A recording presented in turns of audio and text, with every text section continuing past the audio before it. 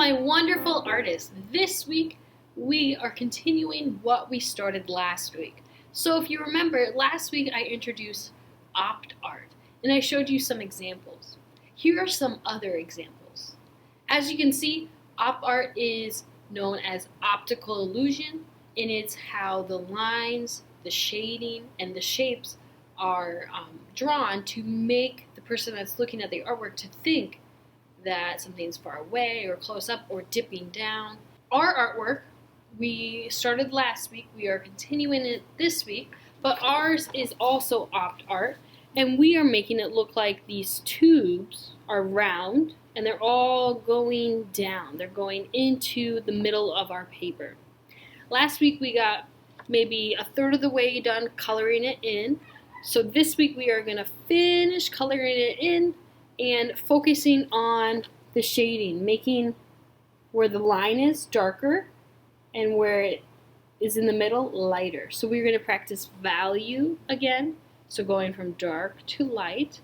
Alright, so let's get into it and finish up this project. This is around where we left off last week, so I want to remind you that where the lines are for each triangle, you want that to be darker. And how you get it to be darker is you press harder on the crayon. And to get it to look lighter, you use less pressure, so you barely touch it to get it really light.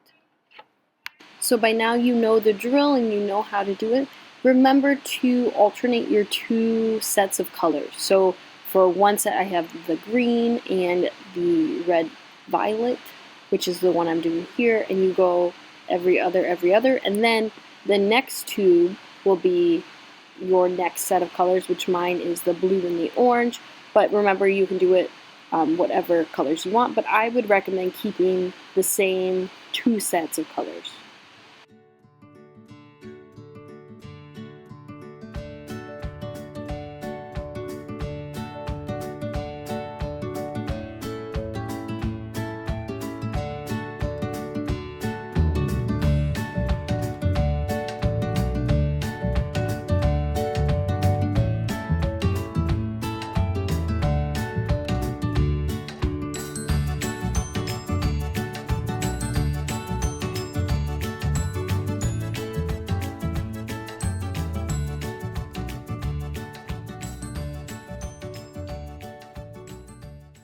Now that we're coming up to near the end of our project, I am going to show you an optional extra step if you like, but it is to add a Sharpie on those diagonal lines that all go in towards the middle. It's optional, but I do think it defines each tube.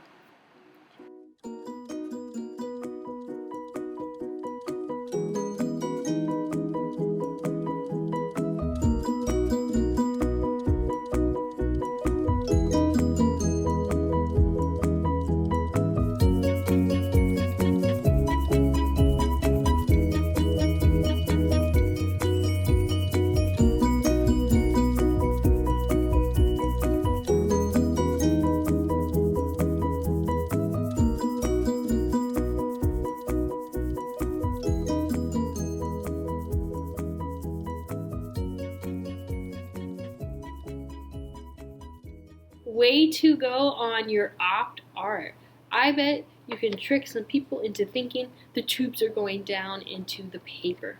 Good work. I can't wait to see it. So make sure you take a photo of it and submit it into Google Classroom so I can see what you did and I can give you a grade. Oh, and don't forget, when you take your photo, have your paper straight, not crooked, straight, that you have a good light in your room that lights on here. Your fingers are out of the way as much as possible, and you hold it very still while you take the picture so it's not blurry, because I want to put these into our art gallery. I hope you had fun. Bye!